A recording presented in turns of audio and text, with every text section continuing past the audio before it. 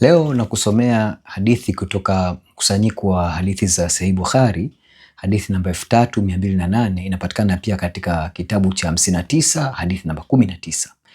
Amesimulia Abdullah bin Mas'ud, amesema Mtume Mwenyezi Mungu, mjumbe wa kweli, mwenye uvuvio wa kweli, mwanadamu huwekwa ndani ya tumbo la mama katika muda wa siku 40, kisha anakuwa donge la damu nzito kwa muda sawa na huo, kisha kipande cha nyama kwa muda unaofanana na huo. Kisha Mwenyezi Mungu anamtuma malaika aliyeamrishwa kuandika mambo manne. Anaamrishwa andike matendo yake, riziki zake, kifo chake, na iwapo atakuwa mwenye haki au mpotevu.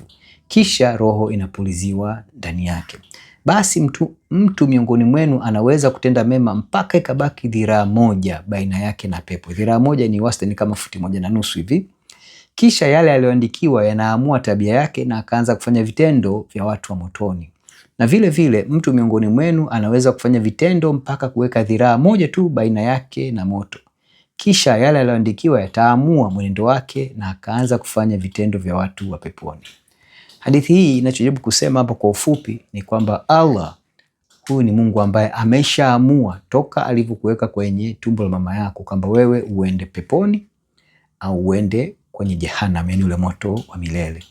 Huyu hawezi kuwa Mungu wa upendo kwa sababu hakupi nafasi wewe ya kuchagua au hakupi nafasi ya kuamua hatima yako kama mwanadamu, kwamba hakuumbi na utashi. Huyu hawezi kuwa Mungu wa upendo. Ndugu yangu Muislamu, nikusomea habari njema ya Injili ambayo tunamuona mwinjili Yohana katika Yohana sura ya 3 mstari wa 16 anavyoelezea jinsi huyu Mungu wa kweli, Yahwe, Mungu anaishi na kutawala katika fumbo tatu mtakatifu, jinsi gani alitupenda mpaka akatupa nafasi ya ukombozi.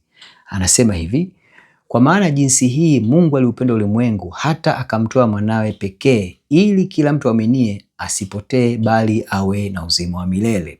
Maana Mungu hakumtuma mwana ulimwenguni ili ahukumu ulimwengu, bali ulimwengu uokolewe katika yeye. Amwaminie yeye hahukumiwi, asiamini amekwisha kuhukumiwa, kwa sababu hakuliamini jina la mwana pekee wa Mungu. Ndugu yangu, wokovu katika Ukristo ni mwepesi tu. Unachohitaji ni kumwamini mwanawe wa pekee, Bwana wetu Yesu Kristo, aliyeshuka akatoa mwili akakaa kwetu, akawa malipizi ya dhambi kwa kifo chake msalabani. Anakupenda Mungu huyu, ndio maana Baba yake wa mbinguni alimtoa huyu mwanawe ili awe malipizi ya dhambi na kutupa sisi wokovu. Unachohitaji ni kumwamini tu. Una nafasi, mwamini upate wokovu.